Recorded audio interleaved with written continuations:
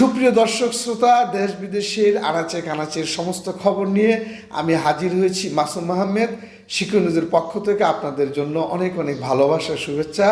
সাথে থাকুন, দেখুন সিকিউর নিউজ।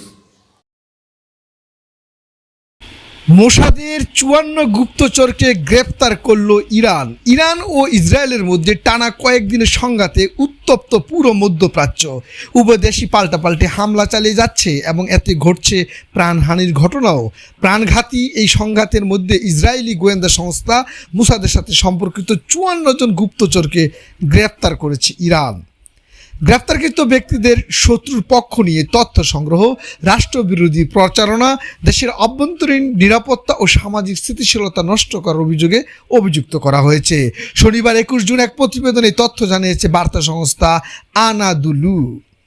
বার্তা সংস্থাটি বলছে, ইসরায়েলের সঙ্গে চলমান উত্তেজনার মধ্যে ইরানের দক্ষিণ পশ্চিমাঞ্চলীয় প্রদেশ খুজেস্তানে ইসরায়েলি গোয়েন্দা সংস্থা মোসাদের সঙ্গে সম্পৃক্ততার অভিযোগে 54 জনকে গ্রেপ্তার করেছে দেশটির কর্তৃপক্ষ।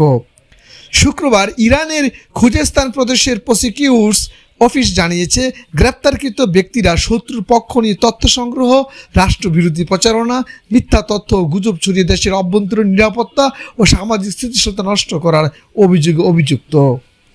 ইরানের আধা সরকারি নিউজ এজেন্সি ফার্স রাষ্ট্রপক্ষের বরাত দিয়ে জানায়, গ্রেপ্তারকৃত ব্যক্তিদের সঙ্গে ইসরায়েলি গোয়েন্দা সংস্থা মোসাদের সরাসরি যোগাযোগ থাকার প্রমাণ মিলছে বলে দাবি করছে কর্তৃপক্ষ।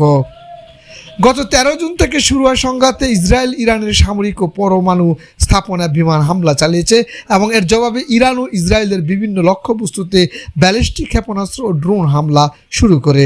ইসরায়েলের সরকারি হিসাব মতে ইরানের হামলায় এখন পর্যন্ত 25 জন নিহত হয়েছেন এবং শতাধিক আহত হয়েছেন। অন্যদিকে ইরানের গণমাধ্যম জানিয়েছে, ইসরায়েলি হামলায় তাদের দেশে এখন পর্যন্ত 639 জন নিহত এবং 1300 জনের বেশি আহত হয়েছেন।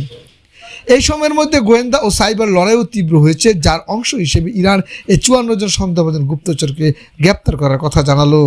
শিকর নিউজ ডেস্ক, ঢাকা।